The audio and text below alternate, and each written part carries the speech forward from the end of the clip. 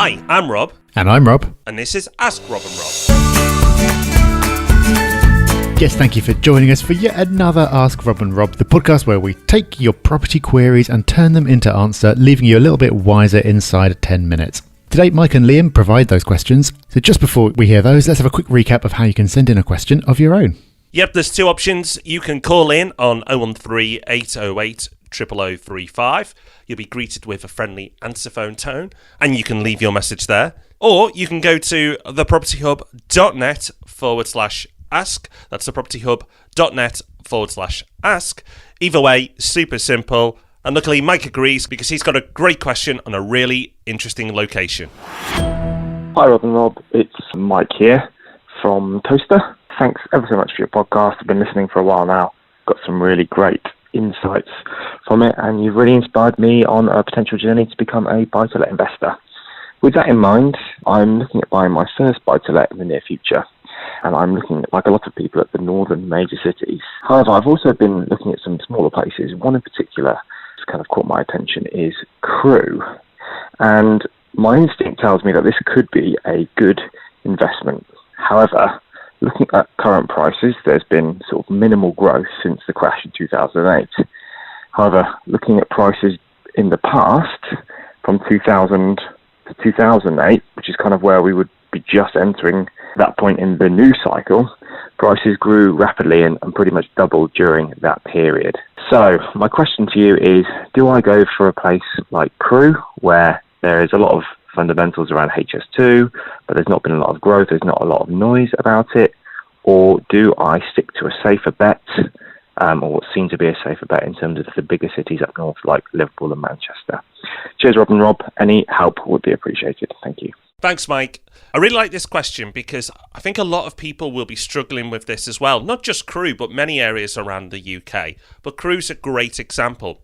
So what do you have? You have an area with great fundamentals. You've got already, forgetting the future, great transport links, major employees in the area, great rental demand. So it's ticking a lot of boxes, yet there's very little capital growth. And I'm completely fine with that because it's just not Crewe's turn yet. It won't be long before Crewe gets a go at the capital growth, but it's just where it is in the cycle right now. So you've mentioned Manchester and Liverpool, and yes, we talked about those areas kicking on before they did, and people who listened to us on the podcast way back when we predicted Manchester and Liverpool to do well, have really profited.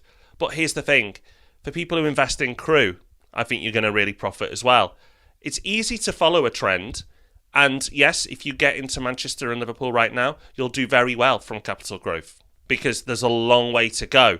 But if you're patient and happy to accept maybe no capital growth for, a couple of years, but then enjoy an upswing, then places like Crewe will do you just fine.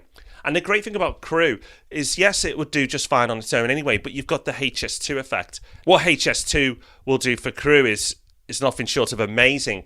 Yes, it will be a main hub, but what it means is, as a main hub of HS2, that there'll be trains leaving there every 10 minutes, speeding off to different areas of the country. You'll be able to get to Manchester, Liverpool, Birmingham and London in less than an hour. Some of them a lot less than an hour. So Crewe will become one of, if not the most connected city in the UK. An amazing feat for what is still a small town. So yeah, right now, no capital growth, but don't let that put you off. Be patient, and I'm sure you'll see it when the cycle gives it a go. And it'll get that extra boost from the HS2 effect as well. Okay, so when you're investing in property, you're hoping to get that capital growth and you're hoping to get some income as well. And Liam has a question about the second of those. Oh, hi, Rob and Rob. It's Liam calling. Thank you for everything that you guys do. It's really helped my learning as I saved my first deposit on an investment. My question would be, you guys always say to keep 10% aside for things like voids and repairs. But when the rent gets paid into your accounts, do you then pull 10% into another account to keep it aside for rainy days, etc.? Or does it all stay in one big pot? Would like to know the answer. Thanks a lot for everything you do. Bye. Thank you, Liam. Really good question. I'll tell you what's probably best to do, and then I'll tell you what I actually do.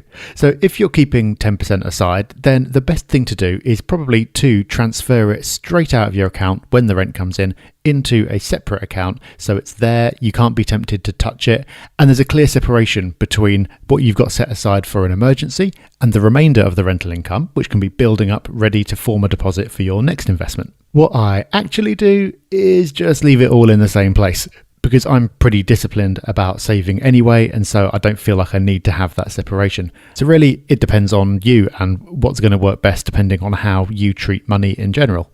But having a separation probably is the best, because it means you get to see that 10% building up, and if you've overestimated how much you need, which hopefully is the case, then you'll be able to see that and transfer some back across to give a little boost to your deposit fund.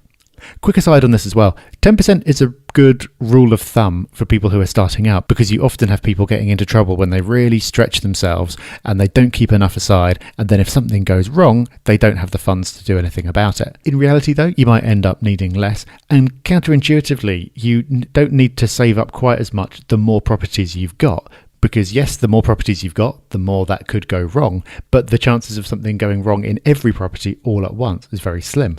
Whereas if you've only got income from one property, you're more vulnerable.